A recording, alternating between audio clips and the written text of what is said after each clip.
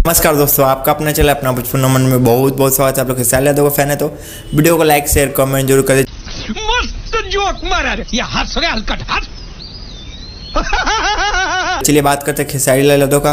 राजा Ram movie बहुत तेज़ी से चल रहा है, जो कि खेसारी लाल यादव का ये राजा राम मूवी स्टार्ट हो गया बहुत तेज़ी से, मतलब कि इसका शूटिंग चल रहा है, जो कि संघर्ष 2 हाउसफुल होने के बाद राजा राम मूवीज़ का शुरुआत हो चुका है। आप लोग को मालूम है कि राजा राम मूवीज़ का शुरुआत हो चुका है, जो कि एक्टर खेसारी लाल यादव राम के रूप में दिखने वाले राजा राम मूवीज़ में, जो कि खेसारी लाल यादव का राजा राम मूवीज़ शूटिंग अयोध्या से ही चालू हुआ था।